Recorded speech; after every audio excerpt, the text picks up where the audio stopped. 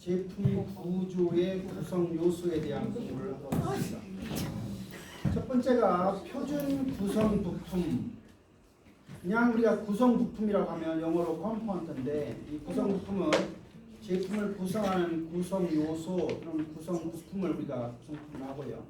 앞에다가 표준이라는 말을 붙이면 스탠다드 컴포넌트가 되죠. 그래서 표준 구성 부품이라고 하는 것은 이전이나 기존 구조 설계에서 사용되어 왔던 구성 부품을 우리는 표준 구성 부품이라고 합니다.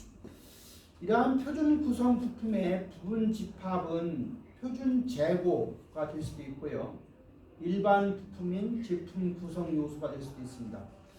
표준 구성 부품은 산업 표준으로 받아들여지는 명확한 기술 사양으로 우리가 투자의 최소화와 연결되고, 기존 부품의 재사용은 제품 개발과 제작에 추가적인 투자를 피할 수가 있습니다.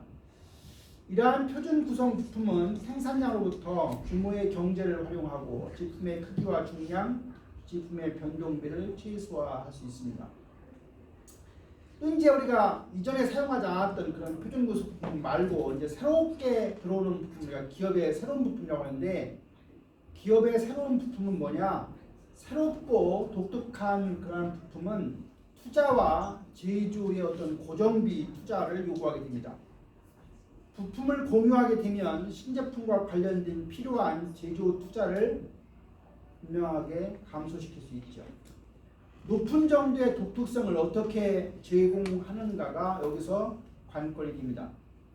기업의 새로운 구성 부품은 처음으로 기업에 도입하는 제품별 구성 요소로, 새로운 구성 부품은 표준 구성 부품보다 더 큰 기술 구현을 포함한다. 당연한 얘기죠. 기존 표준 구성 부품보다 새롭게 들어오면 항상 기술적인 어떤 리스크가 포함됩니다. 새로운 부품은 다른 구성 부품과의 인터페이스, 즉 호환성이라고 하는 것이 정기적으로 검사를 해야 하거나 또는 재평가돼야 합니다. 새로운 부품은 비용이 들고 시간이 소모되고 또 경쟁자의 모방을 막고 회사의 경쟁 우위를 제공하게 됩니다. 세 번째 제품 구조의 구성 요소는 인터페이스입니다. 여기서 인터페이스는 구성 부품 간의 공유하는 연결을 우리는 인터페이스라고 칭합니다. 인터페이스 사양이라고 하는 것은 기술 시스템을 포함하는 모든 구성 부품에 대한 기본적인 상호작용을 위한 프로토콜을 우리가 그렇게 말을 하고, 모듈 방식이라고 하는 것은 구성 부품의 인터페이스 사양을 표준화함으로 해서 부품 설계 간의 높은 상호 의존성을 만들게 됩니다. 인터페이스의 표준화와 상세한 정도는 구성 부품 간의 호환성을 명확하게 해줍니다. 제품 구조의 구성 요소 네 번째는 연결 결합도입니다. 제품 성능이라고 하는 것은 복잡하고 상호 의존적인 방식으로 서로 관련된 많은 구성 부품에 의해 지배됩니다. 여기서 구성 부품은 많은 설계 변수에 의해서 특징지어지고 전반적인 제품 성능을 극대화하기 위해서 정제 과정이 필요합니다. 구성 부품들이 서로 관련시키는 방식은 연결 결합도를 창출한다고 합니다. 균형성을 위한 많은 구성 부품으로 연결된 구성 부품은 높은 연결 결합의 정도를 강요하게 됩니다. 다섯 번째는 대체 가능성입니다. 대체 가능성. 기술 진보는 다른 것을 재사용하여 하고 대체 경제를 활용하는 동안 기술 시스템의 어떤 부품을 대체함으로써 달성되게 됩니다. 대체 경제라고 하는 것은 기존 부품의 부분적인 보유를 통해서 높은 성능을 계획하는 비용이 시스템을 새롭게 계획하는 것보다 더 저렴할 때 존재하게 됩니다. 표준 부품이 부품 재사용성을 촉진하지만 기업의 새로운 부품은 향상된 제품 구조의 기술 성능을 증대시키기도 합니다. 지금까지 설명한 제품 구조의 구성 요소 네 가지를 다시 한번 정리해보면, 표준 부품이라고 하는 구성 요소는 세부 사항과 연결해보면 규모의 경제, 원가 절감, 전문화, 능력 개발과 관련된 개념이고, 기업의 새로운 부품이라고 하는 것은 항상 기술 위험이 크고 제품의 어떤 신기성, 탁월한 성능, 제한된 모방, 장기적인 신제품 개발 주기와 관련되어 있습니다. 연결 결합도라고 하는 것은 상승의 특이성, 중요 부품의 확인, 부품 간의 연결 결합의 결속과 관련된 개념이고, 대체 가능성은 대체 경제, 부품 공유, 제품 다양화, 품질 향상과 관련된 개념입니다. 그래서 우리가 이제 다음번 세 번째 절에서는 우리가 제품 플랫폼에 대한 설계를 공부할 차례입니다. 위의 부분은 고객 영역의 부분이고요. 아래 부분은 변환이라고 해서 기능적, 물리적 영역과 관련되어 있습니다. 고객 영역과 관련되어 있는 부분을 보면 제품 가치라고 하는 것은 고객 욕구에서 출발하는 것이고요. 시장 수요는 경쟁과 관련되어 있습니다. 제품 가치가 시장 수요와 관련을 시켜보면 제조 비용이라는 게 영향을 미칩니다. 그 아랫부분과 그 변환과 관련되어 있는 것은 그 기술과 관련된 공학 성능, 그 다음에 스탠다드 기준과 관련되어 있는 제품 구조, 그 다음에 이제 그런 것들이 이제 제조 비용에 영향을 주는데, 이러한 제조 비용은 바로 위에 나와 있는 경쟁의 수요하고도 연관되고요. 그렇게 해서 마지막 결과물로 재무 영역에서 얼만큼 회사에서 투자하는 거에 대한 수익과 관련된다고 볼 수가 있습니다. 제품 플랫폼을 설계한다는 말은 어떤 사양, 스펙에서부터 출발해서 기능 영역으로, 기술 영역으로, 물 영역으로 이제 상업적인 관점으로 어떤 제품군의 범위가 점점 감소되어 갑니다. 제품 플랫폼의 설계와 관련된 첫 번째가 탐색 국면입니다. 첫 번째가 제품 가치라고 하는 게 있는데요. 고객과 시장의 상호작용은 중요한데 전체 제품 전략이 정의되고 잠재적 신제품이나 플랫폼의 요소가 확인되는 곳이 바로 제품 가치인 것입니다. 고객이 인식하는 것은 해결 능력의 향상이 아니라 제품의 어떤 기능성이고, 이것이 바로 고객 만족을 탐구해야 하는 제품 가치를 이해하는 것과 관련됩니다. 여기서 고객 욕구를 탐색하기 위한 고려 요소가 있는데 네 가지입니다. 첫 번째는 고객 간의 다른 만족의 정도를 유발하는 제품의 특징을 확인할 필요가 있고요. 두 번째는 구매 과정과 제품 만족 간의 상호 관련성을 이해해야 되고, 다양성과 고객 간의 최적의 통합을 결정해야 되고, 고객 관점에서 선택의 적절한 수를 정당화해야 합니다. 탐색 국면 두 번째는 시장 수요입니다. 시장의 세분화라고 하는 것은 각 세분 시장, 계층의 욕구와 기대를 확인할 수 있는 가치 있는 도구입니다. 시장 세분화 분석의 결과라고 하는 것은 시장 세분화 격자 안에 있는 설계 변수와 기능 속성을 분집화하게 됩니다. 어떤 세분 시장을 목표로 하는지와 어떤 제품을 세분 시장에 계획하는지를 우리는 결정해야 됩니다. 제품군의 포지션이라고 하는 것은 제품 결합과 개별 제품의 구성을 특정 속성에 의해서 최적화해야 합니다. 여기서 고객 선호 분석을 하게 되는데, 고객 선호 분석은 개별 제품과 관련된 개별 수준의 부가가치 효용을 평가하는 수단인 컨조인트 분석에 근거해서 이루어지게 됩니다. 제품 플랫폼 설계의 두 번째인 변환 과정입니다. 고객의 욕구나 기능 요구 사항과 기술적 해결 및 제조 공정과 같은 문제를 고려해야 합니다. 여기서 공통성, 커머널리티는 구성 부품이나 모듈, 플랫폼과 제품군 수준에서 제품과 공정을 고려하게 됩니다. 제조자 관점에서 생산 비용 절감으로 이어질 수 있는 공통의 특징, 구성 부품과 소조립품이 있는 신제품을 설계하는 것이 필수적입니다. 변환 과정에서 우리가 넌 플랫폼이라고 하는 게 등장하는데, 모든 설계 변수는 각 분할 안에서 주어지는 경계에 의해 제한되는 다른 분할 시장과 관계없이 선택됩니다. 첫 번째가 제품 구조입니다. 제품의 가치 창출 기능으로 정의하고 물리적 구성 부품과 모듈이 배열된 것이 바로 제품 구조입니다. 제품 구조에 대한 투입 주제나 표준, 기능적 요구사항과 성능 속성이 바로 제품 구조이고, 주요 난제의 하나는 형태와 기능을 동시에 시각화하는 점입니다. 변환 과정의 두 번째는 이제 공학 성능 모델이라는 게 등장합니다. 제품 구조라고 하는 것은 보통 공학 성능에 의해 주어진 팁입니다. 단계를 확인하고 기술하고 공정을 개선하고 문제를 해결하기 위한 의도된 것을 확인해야 됩니다. 여기서 기능 속성이 요구된 목표에 가깝게 이르도록 상하 경계와 다른 기술 제약을 조건으로 하여 타당하거나 최적 가치를 결정하는 것이 중요합니다. 세 번째 변환 과정의 세 번째는 제품 가치를 살펴봐야 됩니다. 제품의 가치, 프로덕트 밸류라고 하는 것은 이 제품 가치의 주된 역할이라고 하는 것은 기능 속성이 화폐 단위로 보통 표현되는 가치라고 부르는 절대적인 것으로 스칼라 양, 즉 V로 바뀌는 것입니다.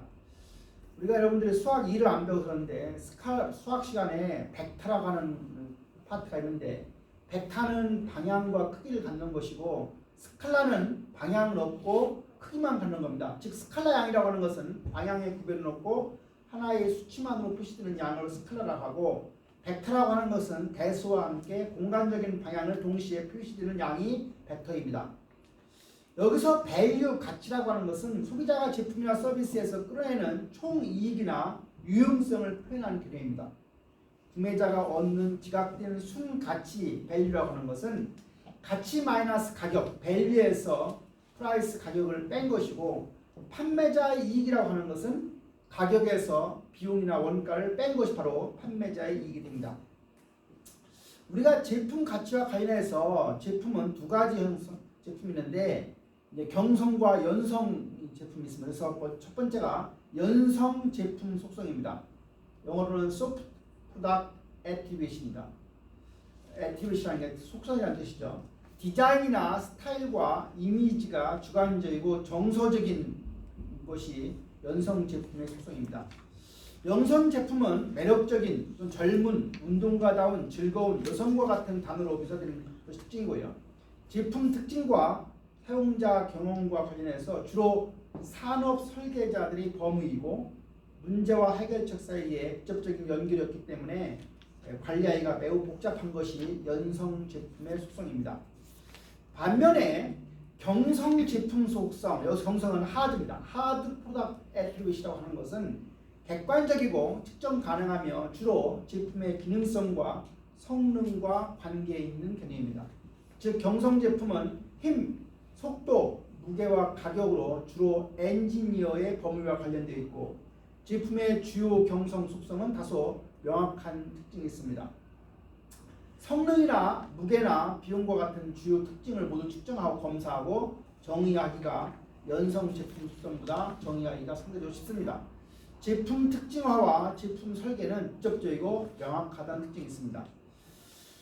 다시 한번 제품 속성 유형의 두 가지 연성 속성과 경성 속성을 구분해 보면 연성 속성은 주관적이라고 하면 경성 속성은 객관적이고 연성 속성이 계량 불가하다면 계량 측정이 불가하다고 하면 경성 속성은 계량이 가능하고 연성 속성이 정서적이라고 하면 경성 속성은 합리적이고 연성 속성이 모호하다고 하면 경성 속성은 명확하고 연성 속성이 사용자 지향적이라고 하면 경성 속성은 성능 지향적이고 연성 속성이 획기적이라고 하면 경성 속성은 진화적이고 연성 속성이 전체적이라고 하면 경성 속성은 부분적이고 연성 속성이 전면이라고 하면 경성은 기본이라고 볼 수가 있습니다. 변환 과정의 네 번째는 시장 수요입니다. 제품에 대한 가격과 수요가 알려질 때 실제 나타난 시장 가치를 우리가 발견하게 됩니다. 독점 시장에 대한 선형 수요 모델 D는 K 곱하기 V-P입니다. 여기서 D라고 하는 것은 단위 시간에 팔리는 수요라고 하는 것은 K라고 하는 수요의 절대 탄력성 곱하기 V 가치에서 가격을 뺀 거를 하면 되겠습니다. 경쟁자가 있는 경쟁 시장에서 수요는 증가하게 됩니다. 제품 가치를 예측하는 방법은 기능과 연성 속성을 이루어진 제품 가치 모델, 시장에서 도출된 소비자 구매 형태가 됩니다. 변환 과정의 다섯 번째는 제조 비용입니다. 수요가 평가되면 제품량이나 노무비와 재료비, 변동 제조비를 측정할 수가 있습니다. 여기서 제품 변동비라고 하는 것은 상향 공정 중심이라고 하면 개별 제조나 조립 단계와 관련된 개념이고, 비용 추정 관계라고 하는 것은 선도자 제품과 역사적 원가에 대한 적합 회계 곡선을 통해서 얻게 되고, 유추에 의한 원가 계산은 기준선으로서 알려진 제품과 그 원가를 취해서 설계 변수나 제품 옵션에서 변화를 조정함으로 해서 얻는 차이 원가를 계산해서 얻게 됩니다. 변환 과정의 첫 번째는 투자 금융입니다. 마지막이 되겠는데요. 수익의 추정이라고 하는 것은 투자 비용의 추정을 필요로 하게 됩니다. 투자 금융은 일반적으로 분기별로, 연도별로, 단연도별로 또는 net present value, 순현재 가치 기준으로 이루어지게 됩니다. 우리가 변환 과정에 이제 두 번째는 단일 플랫폼이라는 말이 등장합니다. 단일 플랫폼이라고 하는 뭐냐? 문제가 제품 플랫폼의 사용이 제품군의 재무 성과를 잠재적으로 향상할 수 있는지 여부와 관련되어 있습니다. 재무 성과가 달성이 된다고 하면 플랫폼 원택된 모듈과 관련이 있는 변동비의 절감을 통해서 성취될 수가 있습니다. 여기서 변동비의 절감이라고 하는 것은 생산의 학습 곡선을 통해서 또는 플랫폼을 재사용하는 모든 변형에 대해 총 생산량으로부터 발생하는 이익과 동일한 조립 라인에서 많은 변형의 생산에 주로 기인하게 됩니다. 더욱더 그 재무 성과 향상을 하게 되면 고정비로 간주되는 설계나 설비의 물류 비용 절감에 기인합니다. 다시 말하면 우리가 어떤 성과를 내려고 하면 설비나 물류 비용을 절감해야 가능하다는 얘기입니다. 수익의 예측 평가는 비용보다 더 복잡할 수가 있습니다. 사업 문제와 관련된 제품 사용의 효용이나 판매 가격 예측을 필요로 하기 때문입니다. 제품군을 최적화할 때 문제는 공통성과 제품 성능 편차 간의 상충 관계를 해결하는 데 있습니다. 여기서 최적화의 확인이 필요한데 그 말은 바로 고유의 상충 관계, 즉 트레이드오프에 대한 파레토 경계가 도움이 될 수 있습니다. 파레토 경계는 다음에 공부를 또 하겠습니다. 제품 다양화의 최적화에 대한 제한점입니다. 제품 다양성을 설계하게 되면 설계 과정의 초기 단계에서 수행되기 때문에 생산 시스템이나 마케팅 전략 등과 같은 설계 조건이 구체적으로 고정될 수가 없습니다. 제품의 모든 부품을 충분히 시간이 지남에 따라 관리할 수 있다고 가정하지만 그러한 사항은 실제로 현실적이지 않은 특징이 있습니다. 단일 플랫폼 문제에 대한 최적화 접근법은 모듈이나 등급 기반 제품군의 기준으로 분류될 수 있습니다. 단일이나 다중 형태, 시장 수요, 제조 비용은 불확실성이나 전후 플랫폼 사양, 단계의 수를 필요로 합니다. 즉 단일 플랫폼은 사전 또는 사후 플랫폼 사양을 의미하게 합니다. 두 가지 사전과 사후로 나누어서 사전이라고 하는 것은 제품 플랫폼을 정의하는 설계 변수는 사전에 알려져 있는 경우에 해당됩니다. 여기서 제약 조건은 지정된 모듈 공통성과 유사성 형태에 속하는 공통이나 유사하게 할당된 각 모듈의 속성 중에는 설계 변수가 되고, 두 번째는 제약 조건은 모든 제품에 대한 시스템 제약이 됩니다. 반면에 사후라고 하는 것은 어떤 변수가 플랫폼의 부분인지를 결정하는 것은 최적화로부터 바라는 산출입니다. 모듈 기반의 제품군 최적화에서 모듈의 설계 변수는 최적화 전에 고정되고, 그렇게 되고 나서 다음에 결합의 타당성은 사전의 양식이 만들어질 수 있습니다. 양식은 세 가지로 제약됩니다. 첫 번째가 전환 가능성입니다. 전환 가능성은 모듈 전환이 각 슬롯 안에서 가능한지 여부와 관련되어 있습니다. 전환의 동시성은 모듈이 특정 슬롯 안에서 전환될 때 관련되는 슬롯 사이에서 기능적 결합으로 인해 다른 슬롯 안에 있는 다른 모듈이 동시에 전환되어야 합니다. 에너지 용량이 또 하나의 제약입니다. 에너지 균형은 제품에 대한 각 모듈의 투입과 산출 에너지의 합에 관한 방정식을 띠게 됩니다. 어떤 모듈이 공통이고 다른 것인지를 선택함으로써 설계됩니다. 사전 사후 방법에 따라서 최적화법의 분류를 해보면 단일 단계 싱글 스테이지는 제품 플랫폼과 이와 일치하는 제품군이 동시에 최적화됩니다. 세 개의 가정은 다중 형태의 최적화를 사용할 때 종종 이루어집니다. 각 제품 성능의 극대화는 수요를 극대화하고 제품 간의 공통성은 극대화하는 것을 비용을 극소화하게 됩니다. 앞에서 얘기한 가와 나 사이의 상충 관계가 해결되면 가장 수익성 있는 제품군을 산출할 수 있습니다. 최적화의 첫 단계라고 하면 구조 설계 단계로 제품군 포지션에 의해서 주어진 다양성의 범위를 충족하는 제품군 구조를 설계하는 단계입니다. 즉 플랫폼으로 사용되는 모듈이 선택됩니다. 두 번째 단계는 설계 및 개발 단계로 각각의 제품은 제품 플랫폼으로부터 실체화됩니다. 즉 플랫폼과 관련된 설계 변수의 최적 가치가 선택된다는 말입니다. 모듈 기반 제품군 최적화에서는 반대 현상이 일어납니다. 첫 단계에서 모듈이 설계되거나 선택되고 둘째 단계에서 제품 플랫폼은 어떤 모듈이 공통이고 다른 것을 선택함으로써 설계되어집니다.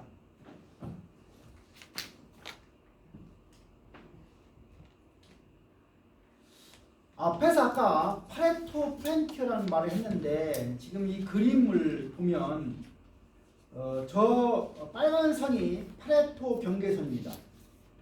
생산 비용과 중량이라고 하면 저 A라고 하는 거하고 B를 비교해 보세요. A는 어떻죠? 생산 비용은 작을수록 좋죠. 중량은 어때야 돼요? 중량은 작을수록 좋은 거예요. 작을수록. 그러면 A와 B 중에서 어떤 게 좋은 거예요? B가 생산 비용이 적게 들죠. A보다요. 네. 무게도 중량도 작지요. 그러니까 B가 좋은 거예요. 그런데 C하고 B는 구분하기가 힘들어요. 왜 그래요? B는 생산 비용은 많이 들지만 중량이 C보다 작지요. 네. E를 보세요. E도 생산 비용은 많이 들지만 중량은 작아요. 그래서 지금 파레토 경계선 안에 있는 C, B, E는 같은 형태를 취하는 거예요. 같은 레벨이니까 어떤 걸 택해도 문제가 없다는 얘기고요. 반면에 A와 D는 C, B, E보다 훨씬 더 못한 상태를 갖는데 이와 같은 파레토 프렌티어라는 말은 그런 걸 갖다 우리가 파레토 프렌티어라는 말을 씁니다. 그 다음에 변환 과정 앞에서는 단순 플랫폼 싱글 스테이지에 쓰는데 여기서는 다중 플랫폼입니다. 멀티플 플랫폼입니다. 각각 다른 변형 제품의 요구사항이 너무 다양하기 때문에 단일 플랫폼의 범위가 너무 클 수가 있습니다. 플랫폼 범위의 문제는 다음 질문에 답하는 것입니다. 즉 제품 변형의 집합을 고려해서 플랫폼의 최적의 수는 무엇인가? 표적 시장과 경쟁자를 고려해서 플랫폼의 제품 변형을 최적으로 할당하는 것은 무엇인가? 플랫폼 범위를 결정하는 사용되는 기준은 무엇인가? 그와 같은 세 가지 질문을 함으로 해서 플랫폼의 범위 문제가 해결될 수 있다는 얘기입니다. 플랫폼 벤치마킹입니다. 플랫폼의 성능 측정 수단이라고 하는 것은 두 대안 플랫폼을 비교할 때 플랫폼을 개선하거나 대체를 결정할 때 필요합니다. 플랫폼을 평가하는 도구는 측정 기준과 측정 기준으로부터 계산된 플랫폼 점수 스코어에 근거하면 됩니다. 즉 측정 기준은 고객 만족이 될 수 있습니다. 여기서 고객 만족이라고 하는 것은 바로 비용과 가치 분배와 관련된 개념으로 모든 모듈은 가치를 제품에 추가하거나 플랫폼에 포함해서는 안 됩니다. 즉 각 모듈에서는 고객 가치가 알려져 있고 확인할 수 있는 기능이 있어야 한다는 얘기입니다. 여기서 고객 욕구는 고객 욕구를 플랫폼으로 어떻게 잘 만족시키는가가 관건입니다. 애프터 세일즈, 판매 후와 관련된 측정 기준이 있습니다. 신뢰성 구분으로 더 큰 모듈에서 오류는 추가적인 내부 기회가 되고 더 작은 모듈에서는 오류는 추가적인 모듈 간의 기회가 됩니다. 여기서 서비스 분리라고 하는 것은 수리할 수 있는 기능이 모듈로 병리될 때 제품에 대한 서비스 및 유지 보수가 용이하게 됩니다. 다중 플랫폼 세 번째는 조직입니다. 오가니제이션입니다. 조립의 용이성이라고 하는 것이 필요한데 더 적은 모듈이 병렬 조립을 방지하고 더 많은 모듈은 최종 조립에서 더 오래 걸릴 수 있습니다. 조직 정렬이 중요합니다. 조직 구조라고 하는 것은 제품 모듈과 1:1로 대응해야 합니다. 종종 조직은 기존 구조를 갖고 조직과 공급자 경계가 제품 분할을 이야기합니다. 제작과 구매입니다. 하위 시스템의 애주 여부는 중요한 의사결정이 아닙니다. 잘 정의된 구조에서는 모든 애주 구성 부품은 사내에서 제작한 부품과 다른 별개의 모듈로 분리될 수 있습니다. 검사 가능성입니다. 좋은 모듈은 검사가 모두 용이하고 정확하게 현장에서 성능을 반영하는 검사 결과를 산출할 수 있어야 합니다. 다중 플랫폼 네 번째는 변화에 대한 유연성에 대한 얘기입니다. 여기서 미지수 분리라고 하는 개념이 등장하는데 이 말은 알려지지 않고 불확실한 기능성은 제품 보조에 예기치 않은 경우에 곤란과 실패를 야기할 수 있습니다. 알려지지 않은 모든 것을 모듈에서 분리해야 합니다. 변화의 유연성입니다. 이전의 측정 기준보다 요구사항을 개선해야 됩니다. 이 측정 기준은 구성 부품의 기술 장성을 고려해야 합니다. 다중 플랫폼의 다섯 번째는 복잡성에 관한 내용입니다. 기능과 형태의 정렬입니다. 모듈은 명확한 기능을 가져야 하고 각 기능은 명확한 모듈이어야 합니다. 추가적인 설계 전달을 필요로 하고 조립 문제를 야기하기 때문에 잘 설계된 구조에서 기능은 몇 가지 모듈로 분해되지 않습니다. 인터페이스의 유연성입니다. 제 설계의 관점에서 가능한 단순하게 모듈 인터페이스를 유지해야 합니다. 다중 플랫폼의 첫 번째 공통성입니다.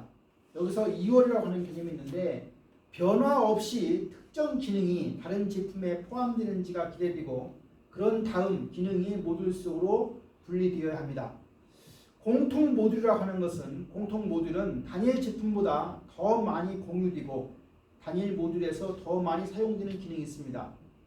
사양의 다양성입니다. 각기 다른 사양은 기능이나 모듈의 변형보다 더 많이 있다는 것을 의미합니다. 잘 설계된 구조에서 다른 사양을 갖고 있는 기능은 모듈에서 분리됩니다. 여기서 공통성에 대한 이야기를 좀 더 해보면 다른 시스템과의 접속을 위해서 표준화되거나 공통적인 규약이나 인터페이스를 채택하고 있는 정도를 얘기합니다. 공통성은 제품 개발 중 제품 생산 시작부터 완성까지 걸리는 시간과 위험, 재고 비용과 처리 비용, 공정 시간, 제품 라인의 복잡성, 준비 시간과 재정비 시간을 감수하는 장점을 갖습니다. 지나치게 많은 공통성은 혁신과 창조성을 방해하고 제품 성능을 손상할 수 있는 단점이 있습니다. 부품의 특징적인 세 가지 중입니다. 독특성이라고 하는 점이 있습니다. 제품 군내에 한 제품만 사용하는 것은 독특성이라고 하고, 변형은 제품군의 일부 제품이나 전 제품이 설계나 형태와 재료가 조금씩 다른 걸 얘기합니다. 즉 공통성은 제품군의 일부 제품이나 전 제품이 공유하는 동일한 부품을 필요로 하게 됩니다. 다중 플랫폼의 세 번째는 분석적 대상 계단식이라고 하는 Analytical Target Cascading입니다. 영어로 ATC라고 하는데 해당 부품 사양을 하나의 제품 설계 목표로 해석하기 위해서 개발된 수학적 방법론의 하나입니다. 계층의 종속성은 모 요소가 적어도 자요소의 반응에 달려 있습니다. 결합 해결책이 전체 시스템에 일치하고 지적하기 위해서 ATC는 시스템을 하부 시스템으로 분해하고 하부 시스템의 최적화를 조정하는 계층적 시스템을 지적하게 됩니다. 제품 제공 조직의 위계적 하이라키예요.